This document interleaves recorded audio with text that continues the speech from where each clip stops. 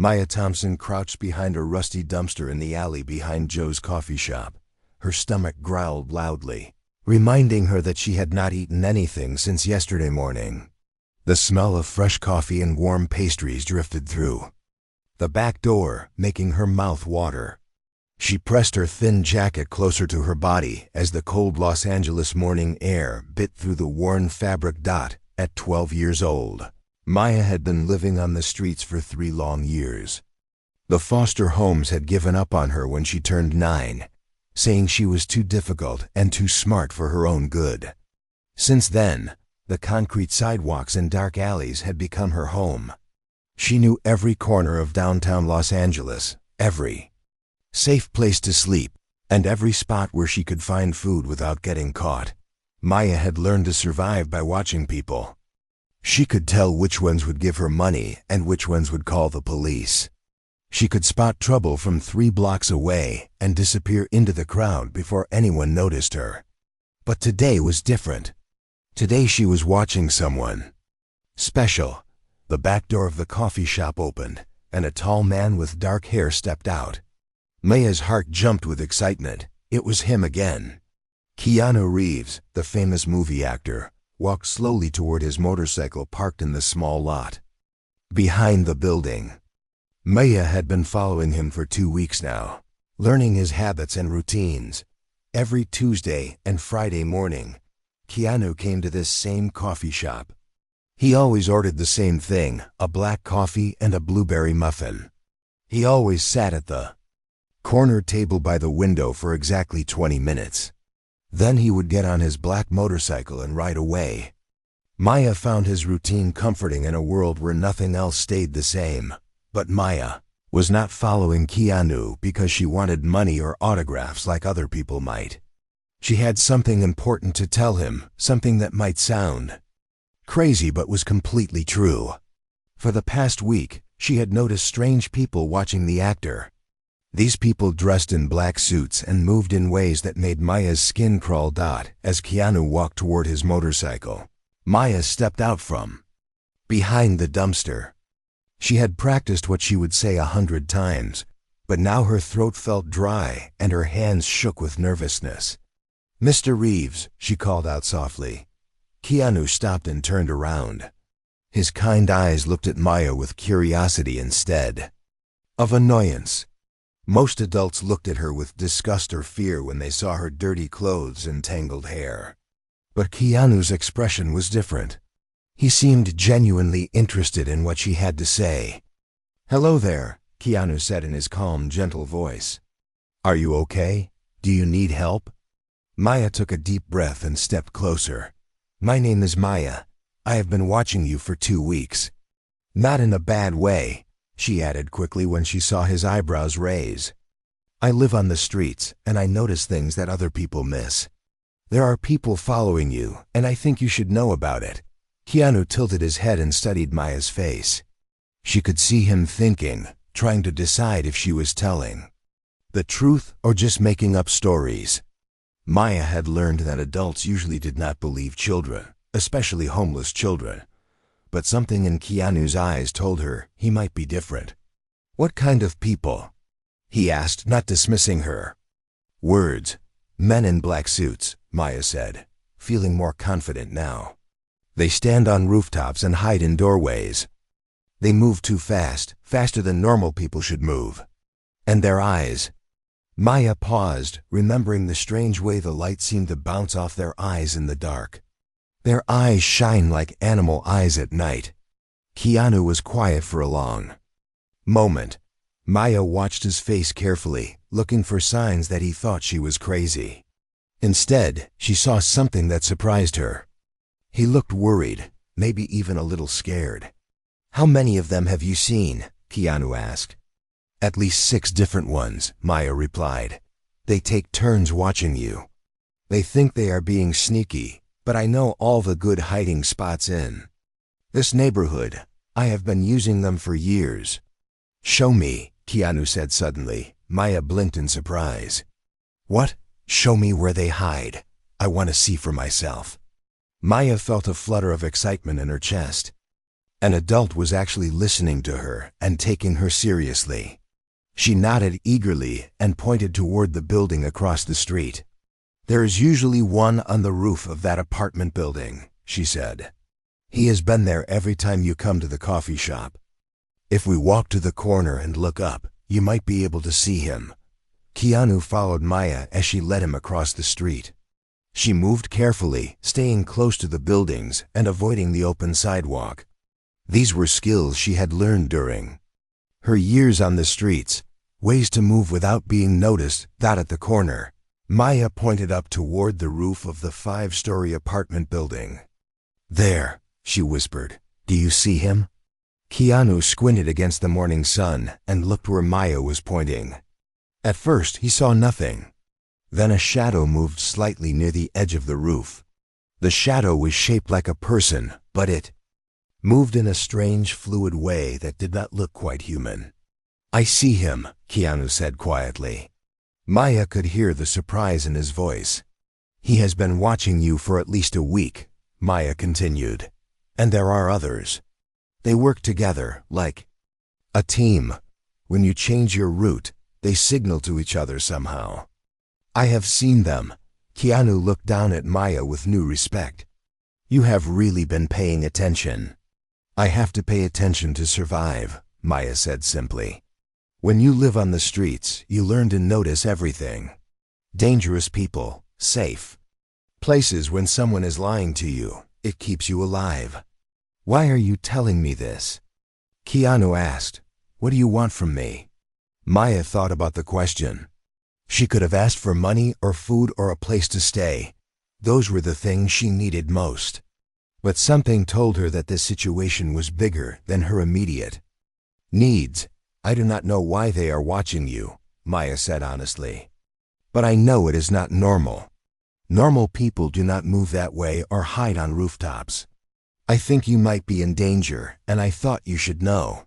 Keanu stared at Maya for a long moment. Then he did something that surprised her completely. He smiled. "Would you like to get some breakfast?" he asked. "I think we should talk more about what you have seen." For the first time in 3 years, Maya felt something she had almost forgotten: hope. Keanu bought Maya the biggest breakfast she had seen in months.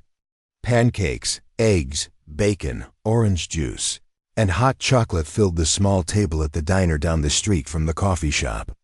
Maya tried to eat slowly and politely, but her hungry body wanted to devour everything at once.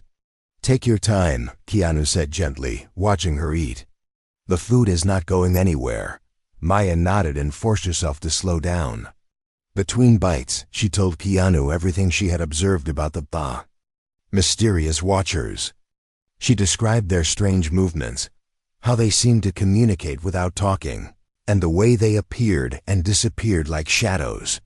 "They are not normal people," Maya said, wiping syrup from her mouth. "I have seen all kinds of people on the streets. Drug dealers, gang members, crazy people, police officers. These men are different. They move like they are not quite human." Keanu listened carefully to every word. Maya could see him thinking, processing the information she gave him. When she finished talking, he leaned back in his chair and looked out the window. "I want to test something," Keanu said finally. "Instead of going to my usual places today, I am going to change my routine completely. If you are right about these watchers, they should adapt to the changes." Maya felt excited and nervous at the same time. "You believe me?" "I believe you are very observant," Keanu replied. "And I believe something strange is happening. Let's find out what it is." They left the diner together, and Keanu led Maya to his motorcycle. He handed her a spare helmet that he kept in the storage compartment. "Have you ever been on a motorcycle before?" he asked. Maya shook her head, but she was not afraid. After living on the streets for 3 years, very few things scared her anymore. She put on the helmet and climbed onto the back of the bike behind Keanu. Instead of going to the movie studio where he usually worked on Tuesdays, Keanu drove to the Los Angeles Museum of Art. Maya held on tight as they weaved through traffic, feeling the wind rush past them. It was the most exciting thing she had experienced in years out at the museum. Maya immediately began scanning the area for the watchers. Her trained eyes searched rooftops, doorways, and parked cars. Within minutes, she spotted 2 of them.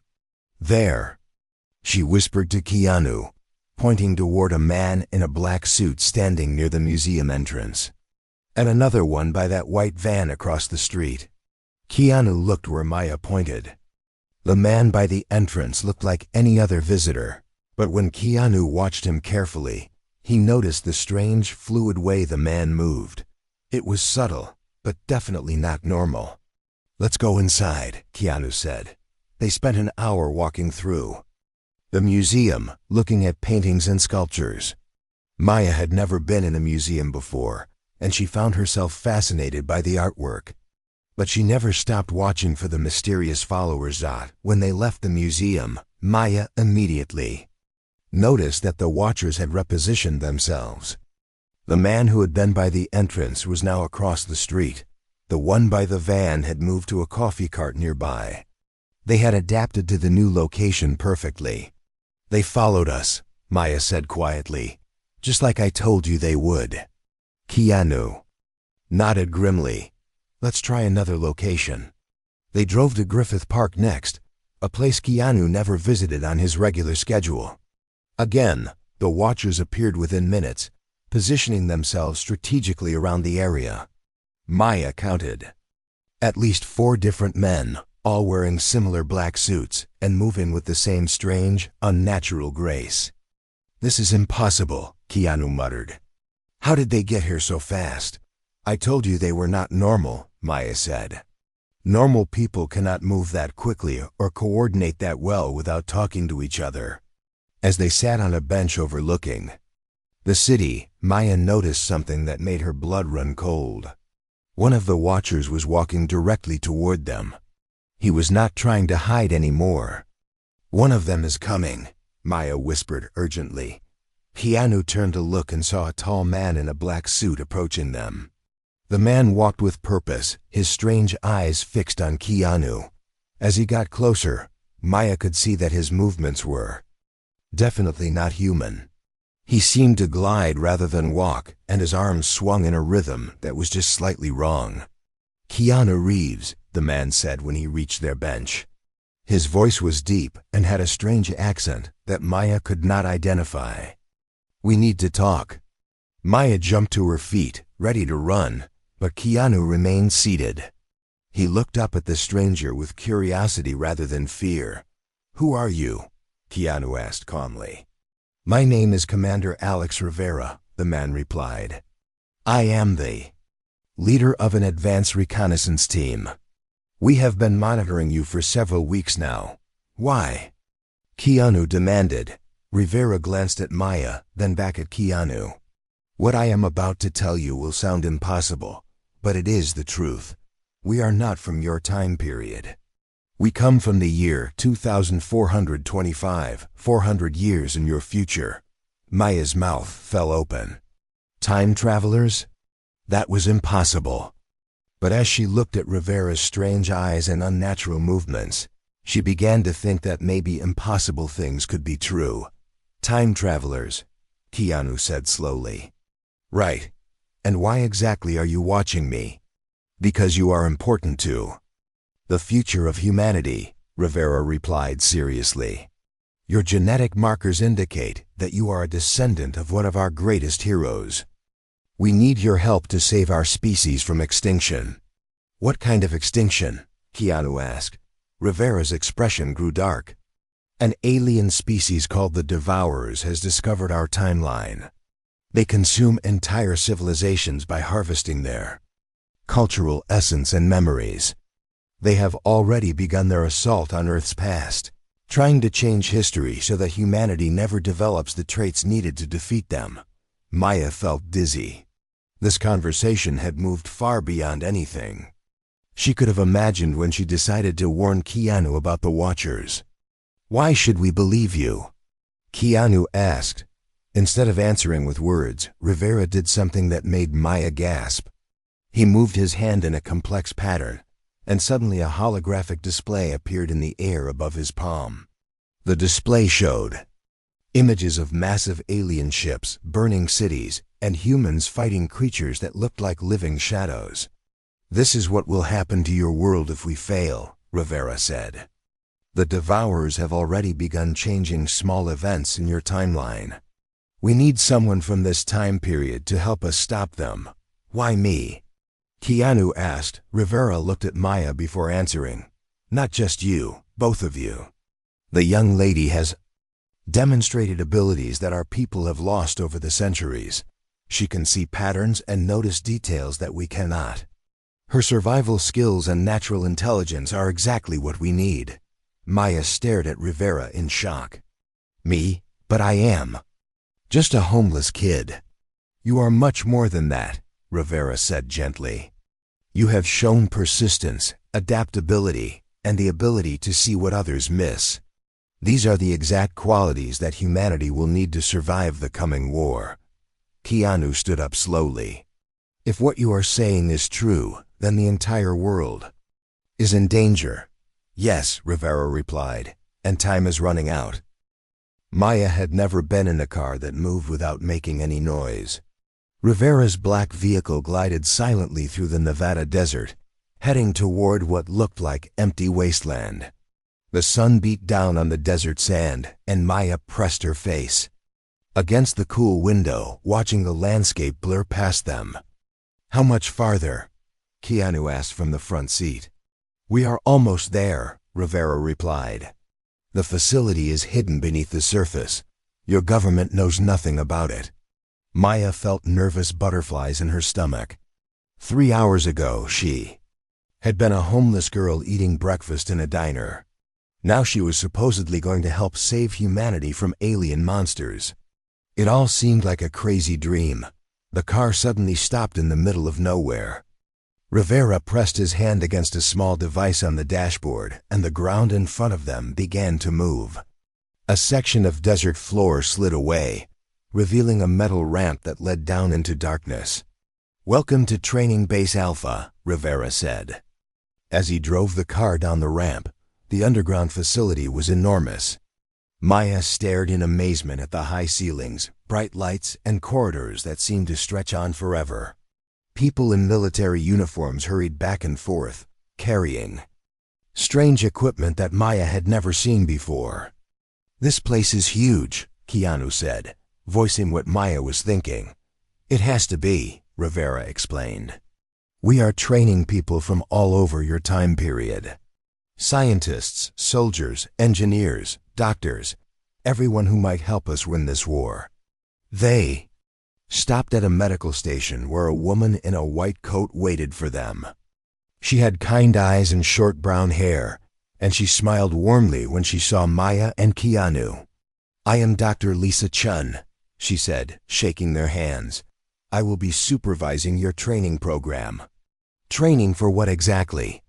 Keanu asked. Dr. Chun led them through a series of corridors lined with doors. Through the windows, Maya could see people doing strange exercises and working with holographic displays. "Training to fight an enemy unlike anything humanity has ever faced," Dr. Chun replied. "The Devourers are not just physically dangerous. They attack the mind and spirit.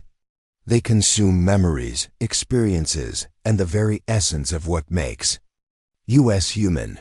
They stopped at a large window that looked into a training room. Inside, Maya saw a man fighting against what looked like a shadow with teeth. The shadow moved like liquid, flowing around the man's attacks and striking back with tentacles made of pure darkness. "That is a holographic simulation of a devourer," Dr. Chun explained. "They do not have solid bodies like we do. They are made of concentrated hunger and hatred." Maya watched the man struggle against the shadow creature. Even though she knew it was just a hologram, the sight made her shiver with fear. "How do you fight something like that?" she asked. "That is what we are going to teach you," Dr. Chun said. "But first, you need to understand why we chose you." They entered a comfortable room with chairs and a large screen on the wall. Dr. Chun pressed a button, and images appeared on the screen, showing humans in the future living in beautiful cities among the stars. This is what humanity becomes, Dr. Chun said. We spread across the galaxy, making friends with dozens of alien species. We become explorers, peacekeepers, and builders of civilizations. It looks amazing, Maya said, staring at the images of humans and aliens working together. It is, Dr. Chun agreed. But our success did not come from having better weapons or faster ships. It came from uniquely human traits that other species lack. The images on the screen changed to show humans in different situations. Humans refusing to give up when everything seemed hopeless. Humans forming friendships with aliens who looked nothing like them. Humans finding creative solutions to impossible problems. Unpredictability, emotional resilience, and the ability to form bonds across species, Dr. Chun continued. These are humanity's greatest weapons. But in our time, we have become too civilized. We have lost the raw survival instincts that your generation still possesses. Maya began to understand. That is why you need people from our time. Exactly, Dr. Chun said. You, Maya, have spent 3 years surviving on the streets. You have developed instincts and abilities that our people cannot teach in schools. You can read danger, adapt quickly, and think outside normal patterns. What about me? Keanu asked. You represent humanity's capacity for compassion and leadership, Dr. Chun replied. Your natural ability to connect with people and inspire them is exactly what we need to unite different groups in this fight. Over the next few days, Maya and Keanu met the other recruits. Jake Morrison was a former Navy SEAL who taught them combat techniques. Dr. Emma Stone was a scientist who explained alien biology. Carlos Mendez was a computer expert who showed them how to hack alien technology.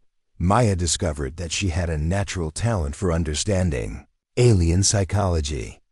During simulation exercises, she could predict how the holographic devourers would attack by watching their movement patterns. You see things differently than the rest of us, Dr. Stone told Maya after a particularly successful training session. Your brain processes information in ways that our education system has trained out of most people. I just watch and learn, Maya said simply. It is how I stayed alive on the streets. The training was intense and sometimes frightening. Maya learned to use energy weapons that could disrupt the devourer's shadow forms. She practiced moving through alien environments and communicating with friendly alien species through gesture and emotion rather than words. Keanu struggled more with the combat training, but he excelled at the leadership exercises. He had a natural ability to keep the team calm during stressful situations and make decisions that everyone could agree on. I have spent my whole life trying to avoid violence, Keanu told Maya one evening as they rested between training sessions. Now I am being asked to fight in a war. Maybe fighting is not the only answer, Maya replied thoughtfully. Dr. Chun said the devourers consume memories and experiences. What if they are doing it because they are missing something? Keanu looked at Maya with surprise. What do you mean? On the streets, I met a lot of people who hurt others because they were hurt themselves, Maya explained. Maybe the devourers are not just evil. Maybe they are hungry for something they cannot get by consuming other people. That is a very wise observation, came a voice from behind them. They turned to see Dr. Chen approaching with a serious expression on her face. I am afraid your training will have to be accelerated, Dr. Chen said. We have received word that the devourers have begun a major assault on a human colony in the asteroid belt. The year is 2387, and if that colony falls, it will change the timeline in ways that could prevent humanity from ever developing the technology we need to fight back. Maya felt her stomach drop. You mean we have to go into the future and fight them for real? Yes, Dr. Chun said grimly. Your first mission begins tomorrow. I hope you are ready. Maya looked at Keanu, then at the other members of their team. None of them felt ready for something this big. But Maya had learned long ago that sometimes you had to do things you were not ready for in order to survive. "We will do our best," Maya said, surprising herself with how confident she sounded. Dr. Chun smiled. "That is exactly the kind of human spirit we need to win this war." Maya had never imagined that traveling through time would make her feel so sick. The temporal transport device looked like a giant metal ring surrounded by spinning lights. When Dr. Chen activated it, Maya felt like her entire body was being stretched and twisted in impossible directions. "The feeling will pass," Jake Morrison said, noticing Maya's pale face as they stepped out of the transport ring. Time travel affects everyone differently the first time. They were now standing on a space station in the year 2387. Through the large windows, Maya could see the asteroid belt stretching out into the darkness of space.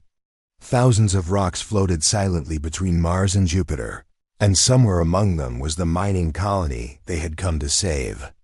"The Devourer scouts attacked Mining Station 7 3 hours ago," Commander Rivera explained as he led the team to the briefing room. "The colonists are trapped in the lower levels of the station. We estimate they have maybe 6 hours of air left." Maya looked at the holographic display showing the mining station. It was built inside a large asteroid, with tunnels and chambers carved deep into the rock. Red warning lights blinked all over the display, showing where the Devourers had broken through the station's defenses. "How many Devourers are we facing?" Dr. Emma Stone asked. "Our sensors detect at least 12 individual entities," Rivera replied. "But remember, each Devourer contains the absorbed minds of hundreds of other beings. They are extremely intelligent and completely unpredictable." Maya studied the layout of the mining station carefully. Her street instincts told her to look for escape routes and hiding places. "The colonists are trapped in the lower levels," she said slowly. "But the Devourers are attacking from the top. Why have they not gone down to consume the humans directly?" Rivera looked surprised by the question. "We assumed they were working their way through the station systematically." "No," Maya said, shaking her head. "If they just wanted to consume the colonists, they would have gone straight to them. They are doing something else. They are looking for something specific in the upper levels." Keanu leaned forward to study the display. "Maya's right. This is not a random attack. The Devourers have a specific goal." "The mining records," Carlos Mendez said suddenly, his fingers flying over his computer tablet. "Mining Station 7 recently discovered something unusual in the asteroid. They found metal that does not exist anywhere else in the solar system." Dr. Stone's eyes widened. "Temporal metal. It is used to build time travel devices. If the Devourers get that metal, they could build their own temporal weapons. Then we cannot let them have it," Keanu said firmly.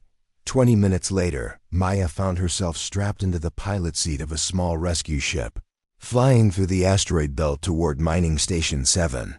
Her heart pounded with fear and excitement as she watched the asteroids drift past the ship's windows. "Remember," Rivera said over the communication system, "Maya is our tactical analyst.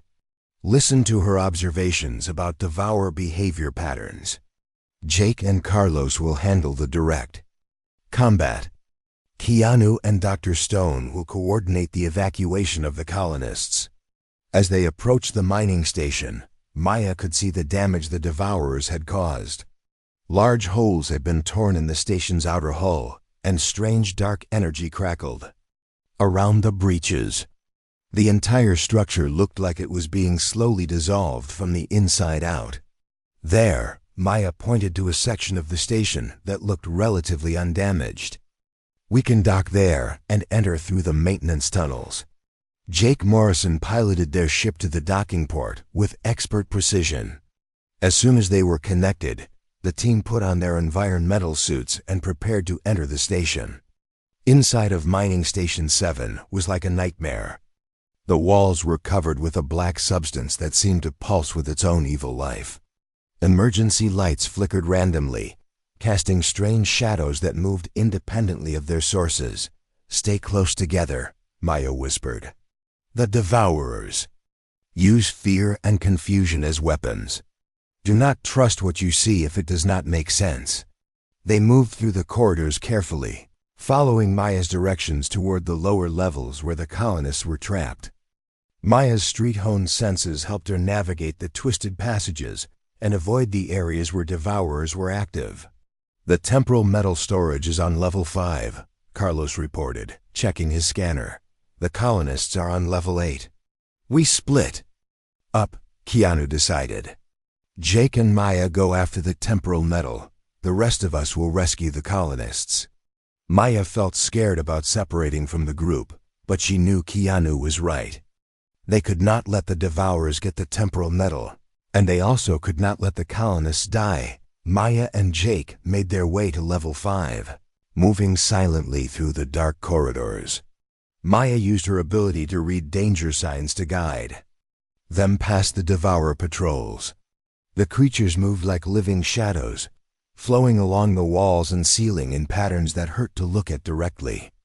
"There," Maya whispered, pointing to a heavily armored door marked with warning symbols. "That must be the storage area." As they approached the door, Maya suddenly felt a chill run down her spine. Something was wrong. The area was too quiet, too empty. "It is a trap," she said urgently, grabbing Jake's arm. Before Jake could respond, 3 Devourers materialized from the shadows around them. Up close, Maya could see that they were even more horrible than the training holograms. They looked like human-shaped holes in reality, filled with swirling darkness and the faint screams of their consumed victims. Jake opened fire with his energy weapon, sending bolts of blue light into the nearest Devourer. The creature shrieked and writhed, but it did not die. Instead, it seemed to absorb the energy and grow larger. Physical attacks do not work well, Maya realized. Dr. Chun said they attack the mind and spirit. Maybe we need to attack them the same way. As one of the Devourers reached toward her with tendrils of pure darkness, Maya did something desperate. Instead of running or fighting, she opened her mind and deliberately remembered her most painful experiences. The night she aged out of foster care and found herself alone on the streets. The hungry days when she could not find food. The cold. Nights when she thought she might die. But then she also remembered the good things. The day she first saw kindness in Keanu's eyes. The feeling of hope when Dr. Chun explained that she was important. The pride she felt when she realized her survival skills could help save humanity. The Devourer's tendril touched Maya's mind, and something unexpected happened. Instead of consuming her memories, the creature recoiled as if it had been burned. Maya's experiences of surviving pain and finding hope were something it could not understand or digest.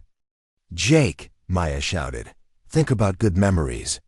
Think about things that make you human." Jake closed his eyes and thought about his family, his training, the satisfaction of protecting innocent people.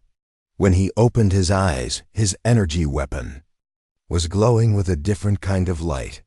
He fired at the Devourers again, and this time the creatures began to dissolve. "Memory bombing," Maya said, amazed that her theory had worked. "We can overload them with experiences they cannot process." They fought their way to the temporal metal storage, using their human memories as weapons against the alien hunger of the Devourers. By the time they secured the storage area, Maya felt emotionally drained but victorious. "Keanu to Maya," came a voice over their communication system. "We have evacuated all the colonists. The station is clear." "The temporal metal is secure," Maya reported back. "But I learned something important about the Devourers. They are not just evil. They are starving for experiences they can never truly have." As their rescue ship flew away from the destroyed mining station, Maya stared out at the stars and wondered if there might be another way to stop the Devourers besides fighting them. Maya sat in the command center of the future human battleship, staring at the massive structure that appeared on the main screen. The Devourer Command Nexus was unlike anything she had ever imagined. It looked like a giant black flower made from the bones and metal of 1,000 dead worlds floating in the darkness between galaxies. "That thing is huge," Carlos whispered, his voice filled with awe and terror. "It is the size of Earth's moon," Dr. Stone reported, reading data from her instruments. "Our sensors detect millions of individual Devourer entities inside the structure." Maya studied the Nexus carefully, using the pattern recognition skills she had developed on the streets. The structure was not random. Every twisted piece of metal and bone was positioned with purpose, creating a design that hurt to look at, but made terrible sense. "It is like a brain," Maya said quietly. "The whole thing is designed to process and store memories. All those pieces come from worlds the Devourers have consumed." Keanu stood beside her, his face grim as he watched the horrible structure rotate slowly in space. "How many civilizations died to build that thing?" "According to our estimates, at least 3,000 different species," Commander Rivera answered. "Each piece of the Nexus contains the compressed essence of an entire world's culture and history." Maya felt sick thinking about all those dead worlds, but she forced herself to focus on the mission. During the 3 weeks since their victory at Mining Station 7, she had been analyzing every piece of data they could gather about the Devourers. Her street instincts told her there was something important that everyone was missing. "Commander," Maya said, "I need to ask you something that might sound strange." Rivera turned to look at her. "What is it?" "In all your encounters with the Devourers, have any of them ever tried to communicate? Have they ever attempted to negotiate or explain why they do what they do?" Rivera frowned. "No, they only consume. There has never been any attempt at communication." "That is what I thought," Maya said. "But that does not make sense. If they are intelligent enough to build time travel technology and coordinate complex attacks, why would they never try to talk?" Dr. Stone looked up from her instruments with interest. "What are you thinking, Maya?" Maya took a deep breath before answering. "I think they are afraid to communicate because they know that if they talk to us, they might start to understand us, and if they understand us, they might not be able to consume us anymore." "That is an interesting theory," Keanu said. "But how does it help us?" "I think the central consciousness that controls all the Devourers is trapped inside that Nexus." Maya continued. "It has absorbed so many different minds that it cannot think clearly anymore. It consumes other species because it is desperately trying to find something that will make it feel complete." Jake Morrison, who had been checking his weapons, looked up with confusion. "Feel complete? They are alien monsters, Maya. They do not have feelings."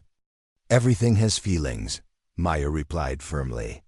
"Even street kids who pretend they do not care about anything.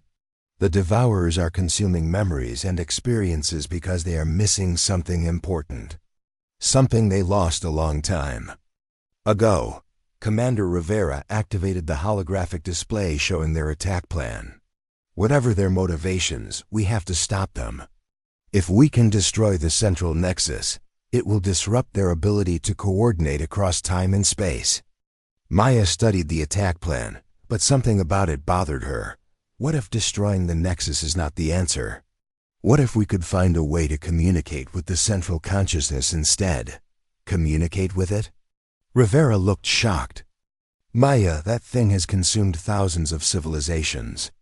It is the most dangerous entity in the known universe. It is also probably the loneliest," Maya said quietly. The team spent the next hour finalizing their attack strategy. They would use a small stealth ship to penetrate the Nexus's defenses and plant explosive charges at key structural points. Maya's job was to use her pattern recognition abilities to guide them through the Nexus's internal passages without triggering the defense systems. As they prepared to leave the main ship, Dr. Chun pulled Maya aside for a private conversation. "Maya, I want you to know how proud I am of everything you have accomplished," Dr. Chun said. 3 weeks ago, you were a homeless child. Now you are humanity's most valuable tactical asset. I am still scared, Maya admitted. What if I am wrong about the Devourers? What if they really are just evil monsters? Then we will fight them and win, Dr. Chun replied.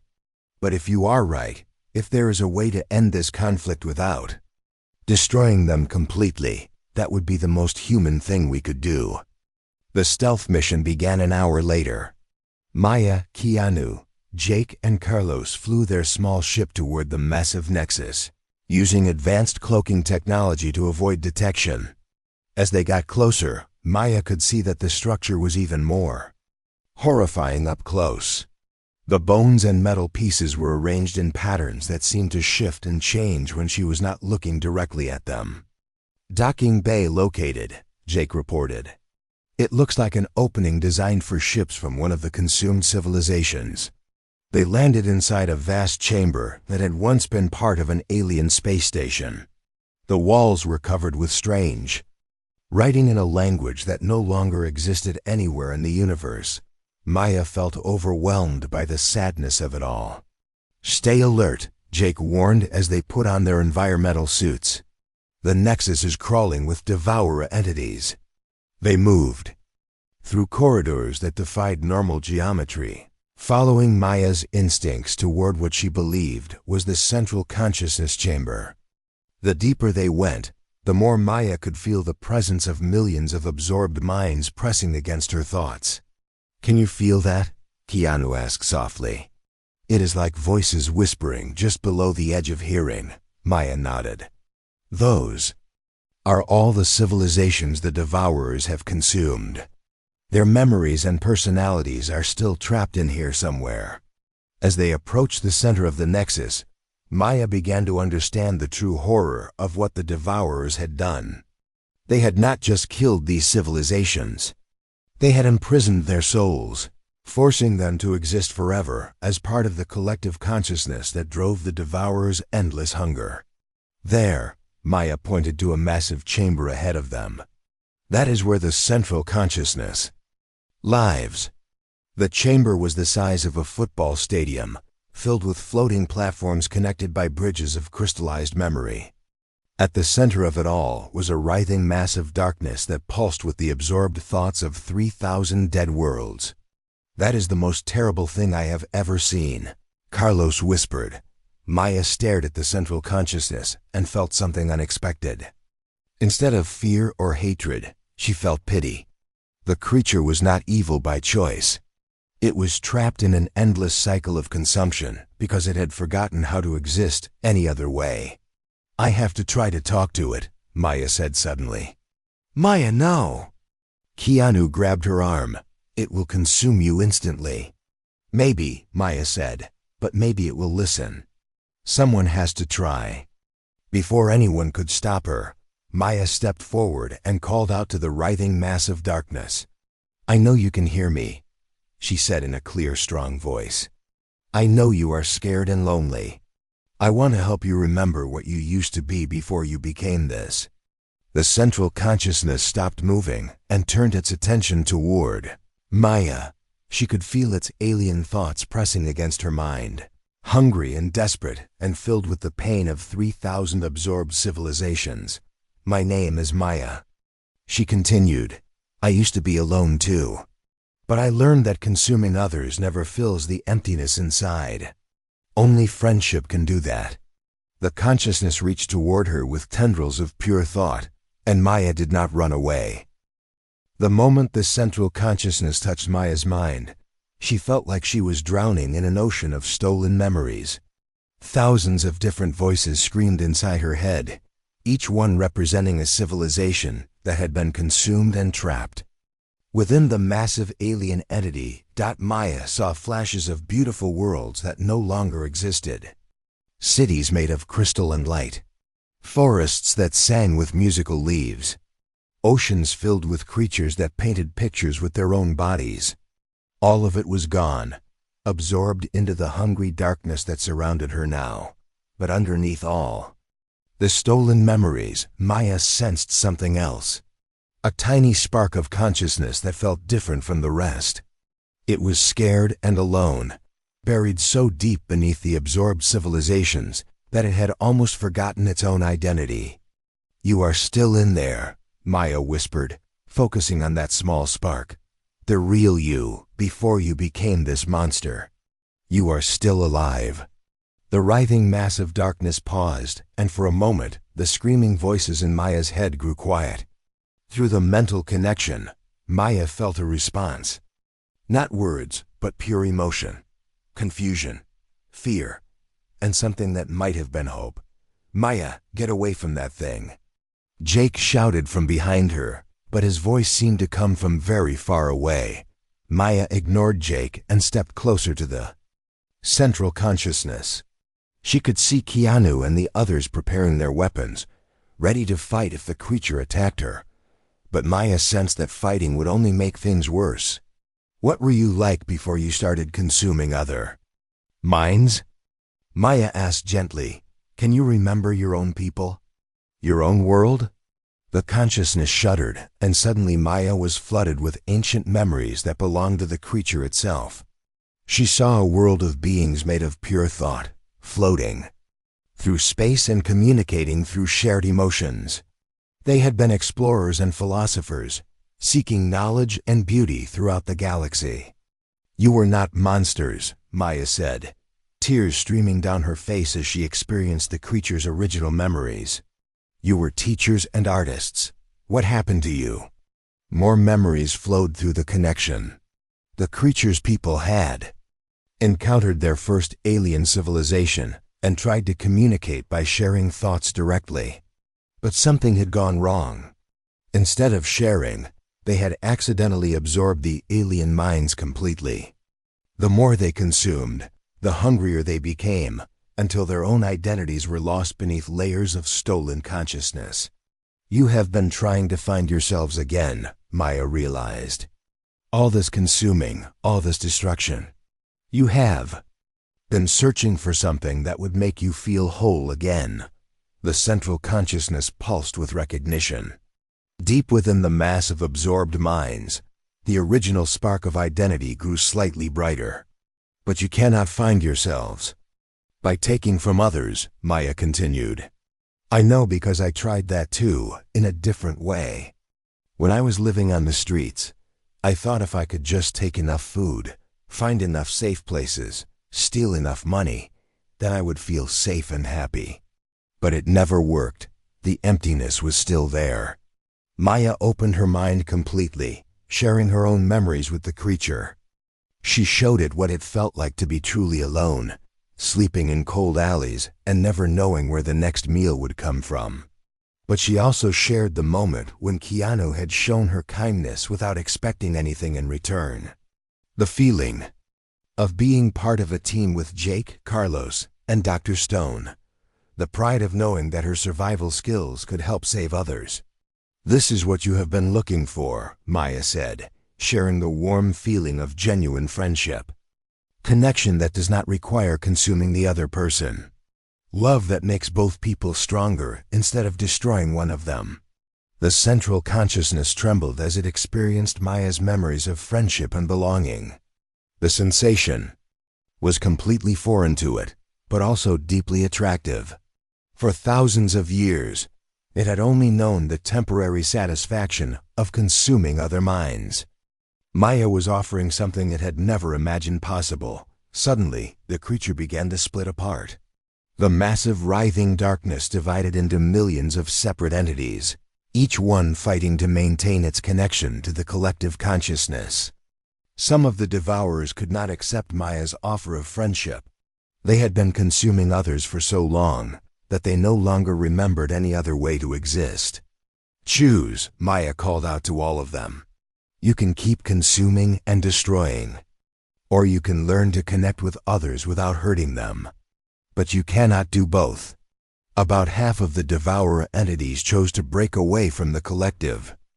They formed their own smaller groups and began to drift away from the nexus, still hungry but no longer driven by the overwhelming need to consume everything they encountered. The remaining devourers, led by the original consciousness that had spoken with Maya, began to change.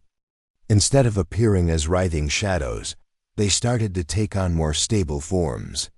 They were still alien and strange, but no longer terrifying to look at. "We remember now," the central consciousness spoke directly into Maya's mind, its voice no longer filled with screaming voices. "We remember what we used to be before the hunger consumed us." Keanu stepped forward cautiously, his weapon lowered but ready. "What will you do now?" "We will try to learn your way," the consciousness replied. "We will try to connect without consuming. But we will need teachers." Maya looked back at her friends, then at the reformed devourers. "We can teach each other. Humans are good at making friends with people who are different from us."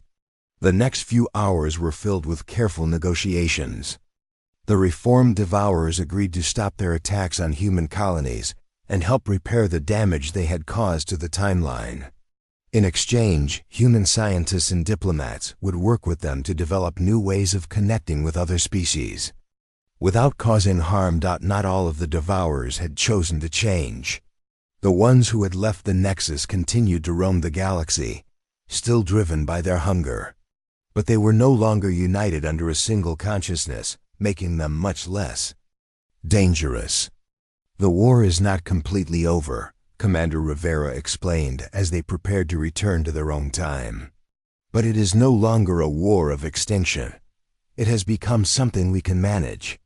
As the temporal transport activated, Maya took one last look at the reformed devourers. They were already beginning to release some of the absorbed civilizations, allowing those trapped minds to finally find peace. "You did something amazing," Keanu told Maya as the transport ring spun around them. "You chose to see past the monster to find the person underneath." Maya smiled. "Someone taught me that everyone deserves a chance to be understood. Even alien monsters who eat civilizations." They emerged from the temporal transport back in the Nevada facility in the year 2025. Dr. Chun was waiting for them with a huge smile on her face. "The timeline has stabilized," she announced. "Humanity's future is secure." Maya felt a strange mix of sadness and happiness. The adventure was over, but she was no longer the homeless street kid who had started following Keanu just a few weeks ago. She had found her purpose and her family. "What happens now?" Maya asked. "Now you get to choose," Dr. Chun replied. "You can stay here and help us monitor the timeline, or you can return to your normal life, but you will never be alone again." Maya looked at Keanu, who nodded encouragingly. "I think I would like to help other kids who are living on the streets," Maya said. "Kids who think nobody cares about them. I want to show them that everyone has something important to offer, even if they do not know it yet."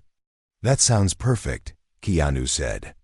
"And I know someone who would be happy to help fund that kind of program." As they walked out of the facility together, Maya realized that her life had come full circle. She had started as an orphan with nothing but survival instincts and stubbornness. Now she had a family, a purpose, and the knowledge that sometimes the most broken people could save the world by choosing to see hope instead of giving in to despair. The future was safe, and Maya Thompson was no longer alone.